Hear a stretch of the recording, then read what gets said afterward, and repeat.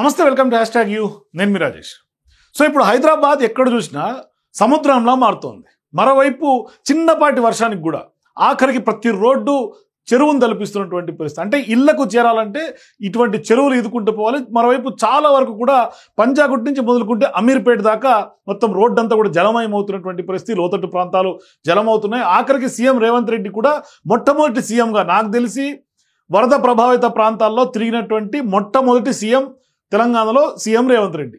ఇప్పటిదాకా ఏ ముఖ్యమంత్రి, గతంలో సరూర్ నగర్కు సంబంధించినటువంటి వరదలు వచ్చినప్పుడు కూడా ప్రతిపక్ష నాయకులు అందరూ వెళ్ళారు తప్పితే సీఎంగా ఆనాడు బీఆర్ఎస్ ప్రభుత్వం కానీ అప్పుడున్నటువంటి మంత్రులు కానీ ఎవరు పట్టించుకున్నటువంటి పాకమని పోల. కానీ ఇప్పుడు వాళ్ళందరికీ నేను ఉన్నానంటూ కూడా సీఎం రేవంత్ రెడ్డి వెళ్ళటం, ధైర్యం చెప్పటం, అక్కడ ఎటువంటి నెక్స్ట్ చర్యలు తీసుకోవాలి, నెక్స్ట్ ఇటువంటి పరిస్థితులు రిపీట్ కాకుండా ఉండాలంటే ఏం చేయాలనే అంశాల మీద కొంత లోతుగా అక్కడ ఉన్నటువంటి అధికారులతో మొత్తం ఆన్ స్పాట్ రివ్యూ చేసినటువంటి పరిస్థితి. అయితే ఇప్పుడు ప్రధానంగా ఇక్కడ మనం అబ్జర్వ్ చేస్తే చిన్న వర్షం, ఒక అరగంట పాటు కురిసినటువంటి వర్షానికి ఎందుకు హైదరాబాద్ ఈ విధంగా మారుతోంది? ఇది ఈరోజు వచ్చినటువంటి సమస్య కాదు. దీనికి పాపం ఎవరిది అనేది ప్రధానంగా మనం మాట్లాడుకోవాలి. ఎందుకంటే గడిచినటువంటి 10 ఏళ్ల పాటు తెలంగాణ రాష్ట్రం ఏర్పడిన తర్వాత బీఆర్ఎస్ పార్టీ పాలన కొనసాగింది. మరి అంత పెద్ద ఎత్తున ఒక రకంగా చెప్పాలంటే రియల్ ఎస్టేట్ మాఫియా యథేచ్ఛగా చెలరేగిపోయింది. అంటే ఒక రకంగా చెరువులే మింగేశారని చెప్పాలి. చెరువులు కబ్జాకు గురైనవి. చాలా వరకు చెరువులు, ఎఫ్టీఎల్ బఫర్ జోన్స్ అన్నీ కూడా ఇట్లా కొంత కరిగిపోయినటువంటి పరిస్థితి. అంటే హారతి కర్పూరంలాగా చెరువులన్నీ కరిగించేశారు. అంటే వాళ్ళ స్వార్థం మొత్తం, అంటే యథేచ్ఛగా, అంటే మమ్మల్ని ఎవరూ అడిగే నాథుడే లేరు అని ఇష్టం వచ్చినట్టుగా చెరువుల్ని కబ్జా చెరబట్టిందని చెప్పాలి. అంటే ఇప్పుడు ఆ పాపం, అంటే తలా పాపం తిలా పిడకడన్నట్టుగా బీఆర్ఎస్ పార్టీ నాయకులందరూ కూడా చెరువులు అన్ని పంచుకొని ఎవరికి వాళ్ళు తట్టాపుట్ట సదురుకొని వెళ్ళిపోయారు. ఇప్పుడు అనుభవిస్తుంది ఎవరు? హైదరాబాద్లో ఉన్నటువంటి నగరవాసులు. ఎట్లా అనుభవిస్తున్నారు? ఇంత చిన్న వాన వచ్చిందంటే రోడ్డు మీద మోకాలు పొడవు కాదు నడుములోతు నీళ్ళు వచ్చి ఇవాళ మనం అసలు ఇళ్ళకి చేరే పరిస్థితి లేదు. ఆఖరికి ఆ నీళ్ళు ఎటుపోవాలో తెలియట్లేదు. ఎందుకంటే చెరువులన్నీ కాంక్రీట్ జంగల్స్గా మారిపోయినాయి. ఏ చెరువు చూసినా, లేకుంటే చెరువుకు వెళ్ళే మార్గము, నాలాలు అన్నీ కబ్జాలే. ఇక నీళ్లు పోవడానికి స్కోప్ లేదు. ఇప్పుడు అక్కడి నుంచి వర్షం పడిన డ్రైన్ వాటరు, అక్కడ డ్రైన్ అన్నీ కలిసి ఆ వాటర్ కలిసి పోతుంటే అసలు పోవడానికి స్కోపే లేదు. నాలాలు నిండి పొరులుతున్నాయి.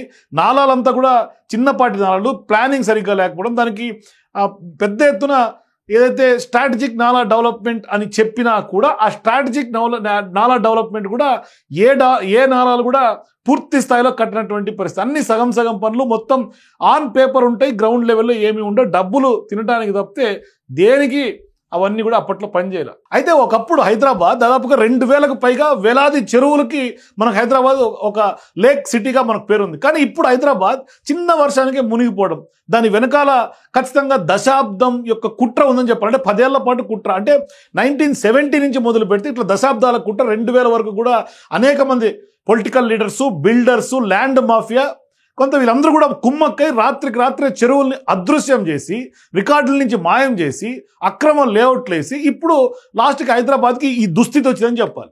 అంటే వాళ్ళ స్వార్థం కోసం, స్వలాభం కోసం యథేచ్ఛగా పర్మిషన్లు ఇచ్చేయటం, ఎక్కడ పడితే అక్కడ ఎబ్బడిముబ్బడిగా లేఅవుట్లు వేసేయటం. ఇప్పుడు చిన్న వర్షానికి పడినా సరే రోడ్లన్నీ కూడా చెరువులు దర్పిస్తూ ఆఖరికి లోతట్టు ప్రాంతాలను కూడా ముంచెత్తున్నటువంటి పరిస్థితి. ఇల్లు మొత్తం నీళ్ళే. ఇప్పుడు దుర్గం చెరువు తీసుకున్నా, నల్ల చెరువు తీసుకున్నా, సరూర్ నగర్ చెరువులు తీసుకున్నా అన్ని ఆక్రమణలే. ఎక్కడ చూసినా ఇప్పుడు ఒక రకంగా చెప్పాలంటే మురికి కూపంలాగా, చెత్త కుండీలాగా మారుస్తున్నటువంటి పరిస్థితి.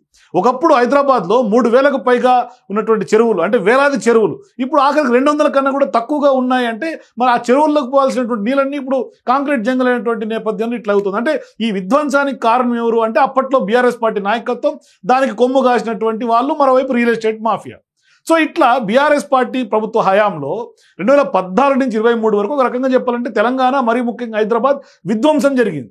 ముఖ్యంగా కేసీఆర్ పాలనలో 84 చెరువులను రక్షించే జీవో 111 కూడా 2021 రద్దు చేసి రియల్ ఎస్టేట్ వ్యాపారానికి మార్గం ఈజీ చేశారు, కొమ్ము కాస్తూ ఉన్నారు. సో ఇప్పుడు ఉస్మాన్ సాగర్ కానీ హిమాయత్ సాగర్ పరిసర ప్రాంతాల్లో కూడా బఫర్ జోన్లలోనే 1000 ఎకరాలు నిర్మాణాలకి తెగబడి మొత్తం వాటర్ ప్రవహించే పరిస్థితి లేకుండా గల్ఫ్ మైదానాలు, లగ్జరీ విల్లాలు ఏర్పాటు చేసుకొని మొత్తం అసలు నీళ్లు నిలబడే స్కోప్ లేదు, వెళ్ళే మార్గమే లేదు. అంటే ఎక్కడ పడితే అక్కడ అక్రమ నిర్మాణాలు. మొత్తం ఇప్పుడు రిజల్ట్స్ ఏంటంటే 2023 నుంచి హైదరాబాద్లో వరదలు స్టార్ట్ అయినాయి. తేలికపాటి వర్షం, చిన్న వర్షం పడినా కూడా కూకట్పల్లి కానీ, నిజాంపేట కానీ, మాదాపూర్ కానీ ఇట్లా ప్రైమ్ ఏరియాస్ అన్ని కూడా నీటితో మునిగిపోతుంది. దీనికి కారణం ఏంటంటే చిన్నపాటి ముసి వరద, అట్లాగే మైదానాలన్నీ కూడా బ్లాక్ చేసి నాలాల్లో చెత్త ఆక్రమణలతో మూసుకుపోవటం, మరోవైపు చెరువులకి నీరు నిలువ చేసే స్థలం లేకపోవటం. దీంతో మనం ఇప్పుడు ఇబ్బంది పడుతున్నటువంటి పరిస్థితి. అంటే ఎక్కువ మంది రియల్ ఎస్టేట్ మాఫియా, అవినీతి అధికారులు లంచాలు తీసుకొని అక్రమ లేఅవుట్లు అనుమతులు ఇచ్చి ఎబ్బడి ముబ్బడిగా లేఅవుట్లు వచ్చి గత ప్రభుత్వంలో అప్పుడు ఉన్నటువంటి ప్రభుత్వ పెద్దలందరూ కూడా పెద్ద ఎత్తున రియల్ ఎస్టేట్ సంస్థలతో ముడుపులు తీసుకొని వాళ్ళంతా కుమ్మక్క అయిపోయి వాళ్ళ కొమ్ము కాసి దానివల్ల ఇప్పుడు హైదరాబాద్లో ఒక రకంగా చెప్పాలంటే సముద్రాన్నిగా మన హైదరాబాద్ మారుస్తున్నటువంటి పరిస్థితి. ఒకప్పుడు డెక్కన్ పీఠభూమి హైదరాబాద్, ఇప్పుడు అసలు హైదరాబాద్లో ఉండాలంటేనే హైదరాబాద్ అయిపోయినటువంటి పరిస్థితి. సో ఇప్పుడు చెరువులన్నీ ఏడుస్తున్నాయి, మాయమైపోయినాయి. అంటే బిల్డర్లు నాయకులు చేసినటువంటి పాపానికి ఇప్పుడు నగరవాసులు లబోదీపం అంటున్నటువంటి పరిస్థితి. అంటే హైదరాబాద్ వరదలతో ఇప్పుడు మునిగిపోతుంది కదా, దాన్ని చంపేస్తున్నారని చెప్పుకోవాలి. అంటే హైదరాబాద్లో చెరువుల్ని చంపేస్తున్నారు, అంటే చెరబట్టారు చాలామంది. ఇప్పుడున్నటువంటి పరిస్థితి వాస్తవానికి యాదృచ్ఛికమో లేదంటే మన అదృష్టమో కాదు, కానీ ఇది దశాబ్దాలుగా పడినటువంటి కుట్రగా స్పష్టంగా చెప్పాలి. అంటే దేశంలో చాలా వరకు సేఫ్గా నివసించడానికి ఉన్నటువంటి అరుదైనటువంటి నగరాల్లో హైదరాబాద్ ఒకటి. దాన్ని ఇప్పుడు కాంక్రీట్ జంగల్గా మార్చేశారు. ఒక రకంగా చెప్పాలంటే బఫర్ జోన్లు అన్నీ కూడా యథేచ్ఛగా లేఅవుట్లతో అమ్మేశారు. అట్లాగే మైదానాలన్నీ అంటే ఓపెన్ స్పేస్ పూర్తి చేశారు. రియల్ ఎస్టేట్ లాభాల కోసం దేనికైనా తెగించారు. దురదృష్టం ఏంటంటే ఈ నగరానికి కొంత రక్షిస్తామని చెప్పి చెరువులు రక్షిస్తామని చెరువులను కూడా కొంత ప్రైవేట్ వాళ్ళకి అప్పచెప్పి మరీ చెరబట్టారు. ఒక రకంగా చెప్పాలంటే హైదరాబాద్ చెరువుల హత్య కుట్ర చేశారు. ఎప్పుడు 1970 నుంచి 2000 వరకు, అంటే దాదాపుగా 3 దశాబ్దాల పాటు స్లో పాయిజన్ లాగా చెరువులన్నింటినీ కూడా చెరబట్టారు. ఒకప్పుడు వేల చెరువులు ఉన్నటువంటి హైదరాబాద్ ఎందుకు ఈ దుస్థితికి కారణమైంది అంటే 200కే ఇప్పుడు చెరువులు పరిమితం అవుతున్నాయి. అంటే ఏంటి కారణం?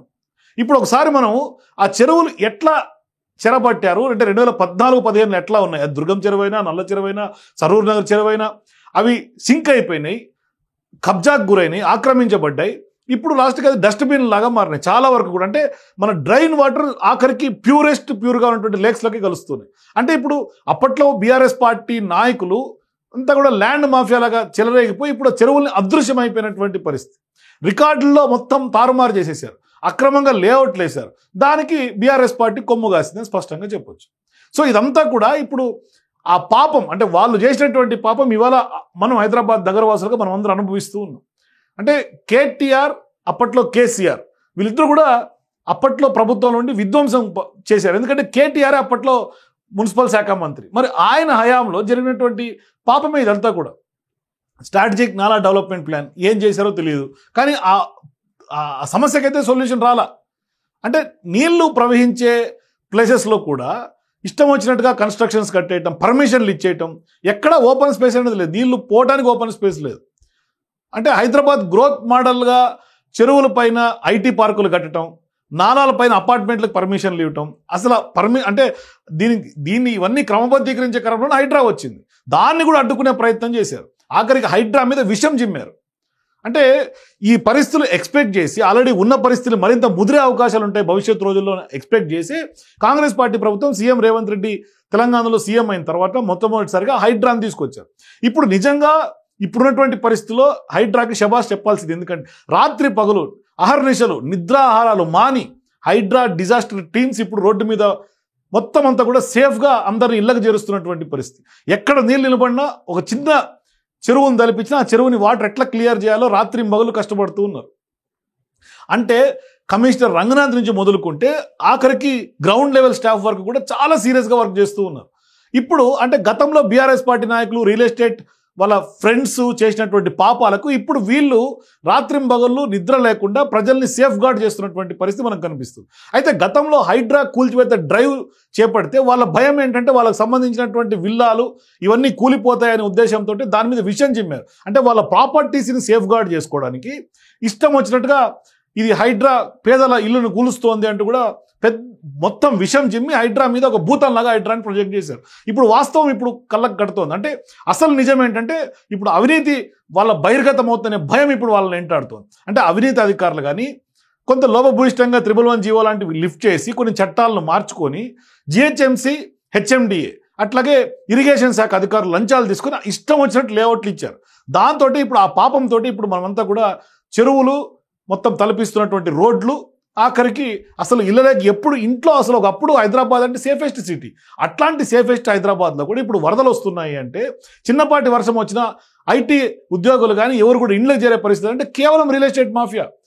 అంటే చెరువులు వాసవి మొదలుకుంటే పెద్ద ఎత్తున చాలా వరకు రియల్ ఎస్టేట్ వెంచర్లు వేయటం, చెరువుల్ని జేసీబీలతో మాయం చేయటం, రాత్రికి రాత్రి అక్కడ పెద్ద పెద్ద హైరైజ్ బిల్డింగ్స్ పర్మిషన్లు ఇవ్వటం, ఇట్లా వాళ్ళ యొక్క స్వార్థానికి వరదలు ఇవాళ కారణమవుతున్నటువంటి పరిస్థితి. సో ఒకసారి నేను 2014లో ఉన్నటువంటి గూగుల్ మ్యాప్స్ ఒక 3 చెరువులు ఎగ్జాంపుల్గా చూపిస్తాను మీకు. 2014లో ఎట్లా ఉండే, 2025లో అవి ఎట్లా ఎంత దిగజారిపోయింది అంటే ఆ చెరువులు ఎట్లా సింక్ అయిపోయినాయి, కాంక్రీట్ జంగల్గా ఏ విధంగా మారింది నేను మీకు చూపించే ప్రయత్నం చేస్తా. ఇది దుర్గం చెరువుకు సంబంధించినటువంటి మ్యాప్ అండి.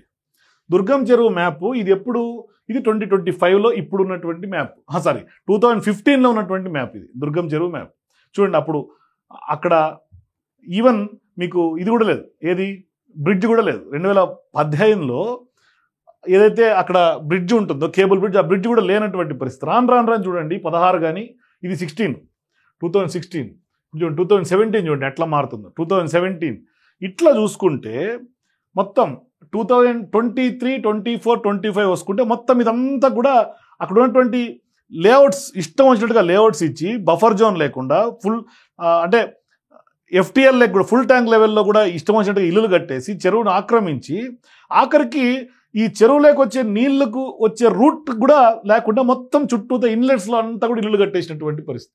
మరి ఇప్పుడు ఈ రోడ్స్ మీద నీళ్ళు రాకుండా ఇంకేం వస్తాయి? అసలు ఇప్పుడు ఈ రోడ్డే లేకుండా అక్కడ యాక్చువల్గా దుర్గం చెరువు మీద ఈ రోడ్ లేదు. ఎప్పుడు 2013-14 ముందు అసలు అక్కడ బ్రిడ్జే లేదు, ఈ రోడ్డే లేదు. ఈ రోడ్డుని ఇక్కడ కలిపి ఈ రోడ్డుకు లింకప్ చేసి ఇక్కడ ఒక బ్రిడ్జ్ వేసి మొత్తం ఇక్కడ ఇదంతా ఓపెన్ స్పేస్, ఇక్కడ ఏమి బిల్డింగ్ లేవు చూడండి. ఎప్పుడు ఇది 2018లో కూడా బిల్డింగ్స్ లేవు, ఇక్కడంతా ఓపెన్ స్పేస్, ఇదంతా ఓపెన్ స్పేస్. ఈ ఓపెన్ స్పేస్ కాస్త ఇప్పుడు మొత్తం బిల్డింగ్స్. అదే 2025 ఇమేజ్ చూడండి, ఇది 2025 ఇమేజ్, ఇదంతా బిల్డింగ్సే, ఇక్కడంతా బిల్డింగ్సే, ఇదంతా బిల్డింగ్స్. ఇట్లా ఇది దుర్గం చెరువుకు సంబంధించింది. ఇక నెక్స్ట్ ఇది కూకట్పల్లిలో ఉన్నటువంటి నల్ల చెరువుకు సంబంధించిందండి. 2014లో ఈ మ్యాప్ ఇది. కూకట్పల్లి అప్పటికే జనసాంద్రంగా ఉన్నటువంటి ఏరియా కాబట్టి అప్పుడు ఉన్నటువంటి కూకట్పల్లి లేక్ చూడండి, లేక్ ఎట్లా సింక్ అయిపోయిందో కూకట్పల్లి లేక్, అదిగోండి లేక్ అంతా తరిగిపోయింది. 2025కి వచ్చేసరికి ఈ లేక్ అంతా ఇట్లా స్ప్రెడ్ అయిపోయి ఎక్కడొక్కడ బిల్డింగ్స్ వచ్చేసినటువంటి పరిస్థితి. ఇదొక్కటే రోడ్డు ఉంది కాబట్టి ఈ రోడ్డు ఉంది, ఇదంతా ఇట్లా ఆక్రమించేసారు. ఇక ప్రధానంగా చెప్పుకునే అమీన్పూర్ లేక్కి ఒక రకంగా చెప్పాలంటే అక్కడ చాలా ఎకో ఫ్రెండ్లీ లేక్ అని చెప్పాలి అమీన్పూర్ లేక్. ఆ అమీన్పూర్ లేక్ కూడా మొత్తం 2014లో చూసుకుంటే చుట్టూతా ఎక్కడ కూడా అంత అగ్రికల్చర్ ల్యాండ్స్ అవన్నీ కూడా అప్పట్లో అన్ని అమీన్పూర్ ప్లాట్స్ ఉన్నప్పటికి కూడా అంతా కూడా ప్లాటింగ్లోనే ఉంది, కానీ ఎక్కడ కూడా బిల్డింగ్సే లేవు. కేవలం ఇక్కడ షిరిడి సాయిబాబా మందిర్ అమీన్పూర్ దగ్గర ఈ ఒక్క లేఅవుట్ తప్ప, ఇటువైపు ఉన్నది కొంత గణేష్ నగర్ తప్ప, ఇంకా మియాపూరు అమీన్పూర్ ప్లాట్స్, అట్లాగే సువర్ణ వ్యాలీ, ఇట్లా కొన్ని 2014లో ఉన్నటువంటి వెంచర్ ఇది. ఇవి కొన్ని తప్ప మిగతా అంతా కూడా చాలా వరకు ఓపెన్ స్పేస్. అంటే ఈ ఓపెన్ స్పేస్ ఉండటం వల్ల ఏమవుతుందంటే వాటర్ ఫ్రీ ఫ్లో అవుతుంది, ఫ్రీ ఫ్లో అయ్యి చెరువుల లేక్ కలుస్తాయి. అమీన్పూర్ లేక్ చాలా పెద్ద లేక్ అది. అయితే ఇక్కడ చెరువుల చుట్టూతా ఎక్కడ చెరువుల్లోకి నీళ్లు వెళ్ళే స్కోప్ లేకుండా ఇల్లులు కట్టేసి ఇప్పుడు ఆ ఇల్లు కట్టడం వల్ల ఏమవుతుందంటే ఇళ్ళలోకి నీళ్ళు వచ్చేస్తూ ఉన్నాయి. ఎందుకంటే అవి చెరువులోకి పోవాల్సినటువంటి రూట్లో మనం ఆ వెళ్ళే దారిలో మనం బిల్డింగ్లు లేపుకుంటే వాటికి వెళ్ళే మార్గం లేదు. అందుకే ఇప్పుడు అవన్నీ నాలాలు క్లియర్ చేసి చెరువులకి కనెక్షన్ కలపడానికి హైడ్రా ప్రయత్నం చేస్తుంది. ఎఫ్టీఎల్ బఫర్ జోన్స్ అన్ని కూడా క్లియర్ చేస్తుంది హైడ్రా. దాని మీద హైడ్రా మీద విషయం చెప్పారు, ఇష్టం వచ్చినట్టుగా హైడ్రా మీద మొత్తం పేదల ఇల్లు మాత్రమే టార్గెట్ చేస్తుంది హైడ్రా అని ఒక బూచిలాగా చూపించారు ప్రజలకి. ఇప్పుడు ఏమి వర్షాకాలం రాగానే అనుభవిస్తున్నటువంటి పరిస్థితి కనిపిస్తుంది. అయితే ఇక్కడ అమీన్పూర్ లేక్ పరిస్థితి చూడండి, 2014. అదే 2000 మీకు ఈ టైం కనుక చూసుకుంటే 2023 నుంచి ఇది 2023లో పరిస్థితి చూడండి. ఇదంతా ఇక్కడ మొత్తం బిల్డింగ్స్తో స్ప్రెడ్ అయిపోయింది. ఈ స్ప్రెడ్ లేకుండే మొత్తం స్ప్రెడ్ అయిపోయింది. ఇటువైపు అంతా బిల్డింగ్స్. ఇక్కడ చూసుకుంటే ది నెక్స్ట్ హోమ్ అని ఇట్లా ఇక్కడ అప్పట్లో కేవలం ఈ ప్లాట్స్ మాత్రమే ఉండే మియాపూర్ తర్వాత. ఇప్పుడు చూడండి సమ్మక్క సారక్క టెంపుల్తో పాటు మొదలుకుంటే ఇక్కడ మొత్తం అమీన్పూర్ లేక్ వ్యూ అని అట్లాగే ఇదంతా కూడా బిల్డింగ్స్ లేఅవుట్ వెంచర్స్. ఈ పర్మిషన్లు ఇచ్చిన వాళ్ళు ఎవరు?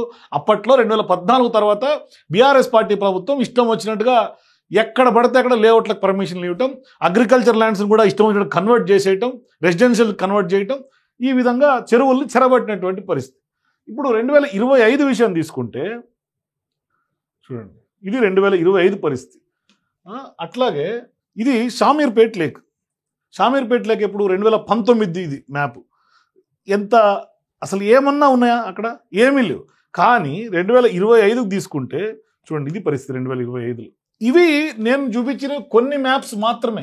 ఇట్లా చెరువులు కొన్ని చెరువులు అయితే చెరువులుగా మాయమైపోయినటువంటి పరిస్థితులు ఉన్నాయి. కొన్ని చెరువులు అయితే కబ్జాకు గురై మొత్తం ఇట్లా సింక్ అయిపోయి లాస్ట్కి కుంటల్లాగా మిగిలినటువంటి సందర్భాలు ఉన్నాయి. ఇప్పుడు అమీర్పేట్ నుంచి పంజాగుట్ట దాకా అమీర్పేట్ మైత్రివనం దగ్గర సహజంగానే కొంత నీళ్లు నిలబడతాయి. నాకు తెలిసి నేను హైదరాబాద్లో ఉన్నప్పటి నుంచి కూడా ఒక 10-15 ఏళ్ళ నుంచి అక్కడ వాటర్ స్టాగ్నెంట్ మైత్రివనం ముందు కొంత నిలబడతాయి. ఇంత పెద్ద ఎత్తున ఒక సముద్రం తలపించేలాగా ఆఖరికి హైడ్రా సిబ్బందిని అంబులెన్స్లను కూడా తోసి వాటిని రెస్క్యూ చేసే పరిస్థితి, కార్లు తేలుతున్నాయి బోట్లలాగా అమీర్పేట్లో. ఈ మధ్యకాలంలో ఒక అరగంట పాటు పెద్ద వర్షం పడిందంటే అయిపోయింది కథం. పంజాగుట్ట నుంచి మొదలుకుంటా ప్రెస్ క్లబ్ అక్కడ ఉన్నటువంటి హోటల్ దగ్గర నుంచి మొదలుకుంటే మొత్తం నిమ్స్ ఏరియా కానీ ఇటు మొత్తం అమీర్పేట్ మైత్రివనం దాటేదాకా అదే పరిస్థితి. ఇక ఇటు చూసుకుంటే కూకట్పల్లి అటువైపు చూసుకుంటే గోపాల్ నగర్ కానీ, తర్వాత ఈ సున్నం చెరువుకు పోయే రూట్లో 100 ఫీట్ రోడ్ అటువైపు అది మొత్తం చెరువును తలపిస్తోంది. అసలు ఈ పాపానికి ఎవరికి బాధ్యుల్ని చేయాలి? అంటే ఇప్పుడు ఇల్లులు కట్టుకున్న ప్రజలు బాధ్యులా, లేదు అంటే పర్మిషన్లు ఇచ్చి ఇష్టం వచ్చినట్టుగా ఆ రోజు చెలరేగిపోయినటువంటి అప్పటి పాలకులదే మనం ఎవరిని నిందించాలి? ఇది ఖచ్చితంగా అప్పటి పాపమంతా కూడా బీఆర్ఎస్ పార్టీ పాలకులదే. అంటే రియల్ ఎస్టేట్ వెంచర్లు వేసేసి సాధారణ ప్రజలకు అమ్మేసి వాళ్ళు డబ్బులు చేసుకొని సేఫ్ జోన్లో ఉన్నారు వాళ్ళందరూ కూడా. ఇప్పుడు అనుభవిస్తుంది ఎవరు? హైదరాబాద్లో ఉన్నటువంటి వాళ్ళు. అట్లా కొనుక్కున్నటువంటి వాళ్ళు అనుభవిస్తున్నారు, ఇట్లా జీవిస్తున్నటువంటి సగటు హైదరాబాద్ జీవి కూడా అనుభవిస్తున్నారు. అంటే హైదరాబాద్ కాస్త హైదరాబాద్ అయింది. సో అసలు నెక్స్ట్ ఏం చేయాలి అనేది కూడా నేను నెక్స్ట్ వీడియోలో చెప్తాను. అంటే 111 జీవోకి సంబంధించినటువంటి వ్యవహారం, అట్లాగే దీనికి రెమెడీస్ ఏం చేస్తే బెస్ట్. ఇప్పటికే హైడ్రా చాలా వరకు ప్రోయాక్టివ్గా ఇప్పటికే ప్రజా అందరినీ కూడా వాళ్ళు ఇస్తున్నటువంటి ఫిర్యాదులు స్వీకరిస్తూ ఉంది. ఇవాళ కూడా సోమవారం ఖచ్చితంగా ఫిర్యాదులన్నీ కూడా హైడ్రా టీం స్వీకరిస్తుంది. కమిషనర్ రంగనాథ్ దాంట్లో ఇన్వాల్వ్ అయి ఉన్నారు. చాలా ప్రొయాక్టివ్గా ఇన్వాల్వ్ అవుతూ ముందుకు వెళ్తారు. ఇప్పుడు చూడండి, బతుకమ్మ కుంట ఎంత సుందరంగా తీర్చిదిద్దారు హైడ్రా వాళ్ళు. ఆ బతుకమ్మ కుంటకు నీళ్ళు వస్తున్నటువంటి మొదటి వర్షం కనుక మనం చూస్తే అద్భుతమైనటువంటి వాటర్ అక్కడికి చేరుతోంది. అట్లా వాటర్ వెళ్ళటానికి మనం ఇన్లెట్స్ క్లియర్ చేయాలి, ప్రతి చెరువుకి ఇన్లెట్స్ క్లియర్ చేయాలి. ఇది ప్రభుత్వం మీద ఎంత బాధ్యత ఉందో ఖచ్చితంగా ప్రజలు కూడా ఖచ్చితంగా దీంట్లో భాగస్వామ్యం అవ్వాల్సినటువంటి అవసరం ఉంది. అందుకనే ఇప్పుడు హైడ్రా ఏం చేసింది, ఏం చేస్తోంది అంటే కూడా ఖచ్చితంగా ఇప్పుడు హైడ్రా మొన్నదాకా చేసి బతుకమ్మకుంటున్న ఏ విధంగా తీర్చిదిద్దారో భవిష్యత్తులో వాళ్ళు కనుక అన్ని చెరువుల మీద కొంత ఫోకస్ చేసి మొత్తం వాటికి వచ్చే నాలాస్ క్లియర్ చేసి అన్నీ కనుక వాళ్ళు టేకప్ చేస్తే, ఇది ఒక యుద్ధ ప్రాతిపదికనగా చేస్తే ఖచ్చితంగా భవిష్యత్తులో హైదరాబాద్ చెరువుల నగరంగా మనం ఏదైతే లేక్ సిటీగా పిలుచుకుంటామో అప్పుడు నిజమైనటువంటి లేక్ సిటీగానే దానికి పూర్వ వైభవం వచ్చే అవకాశం ఉంటుంది. లేదు అంటే ఇప్పుడు చెరువులన్నీ మన రోడ్ల మీద తలపిస్తుంటే అప్పుడు లేక్ సిటీ, ఇప్పుడు లేక్ సిటీ, కానీ ఇప్పుడు నరకం చూస్తున్నాం. అప్పుడేమో చాలా ప్రశాంతంగా మనం వాతావరణాన్ని ఎకో ఫ్రెండ్లీగా ఎంజాయ్ చేస్తాం, ఆ లేక్స్ని మనం అంతా ఎంజాయ్ చేస్తాం. ఇప్పుడు ఆ ఫలాలు వదిలిపెట్టి ఇప్పుడు రోడ్ల మీదకి నీళ్ళు తెచ్చుకొని అనుభవిస్తున్నటువంటి పరిస్థితి కనిపిస్తుంది. అందుకని ఇప్పుడు హైదరాబాద్లో పూర్వ వైభవం కోసం హైడ్రా కృషి చేస్తోంది. సీఎం రేవంత్ రెడ్డి ఏకంగా చాలా వరకు ఇన్వాల్వ్ అయ్యి అంతా కూడా సూచనలు సలహాలు ఇచ్చారు. సో ఇప్పుడు భవిష్యత్తులో మొత్తం హైడ్రా ఇప్పుడు మొత్తం చేస్తే ఖచ్చితంగా భవిష్యత్తులో మనం మంచి నగరంగా మన హైదరాబాద్ని మనందరూ నెక్స్ట్ ఫ్యూచర్ జనరేషన్స్కి మనం భావితరాలకి ఇది ఒక గిఫ్ట్గా ఇచ్చినటువంటి వాళ్ళం అవుతాం. సో మీరు కూడా హైడ్రా ఏం చేస్తే నెక్స్ట్ ఈ యొక్క వరదల పరిస్థితుల నుంచి మనం బయటపడతాం. మీ అభిప్రాయాల కింద కామెంట్స్ తెలియజేయండి. For more videos please watch #.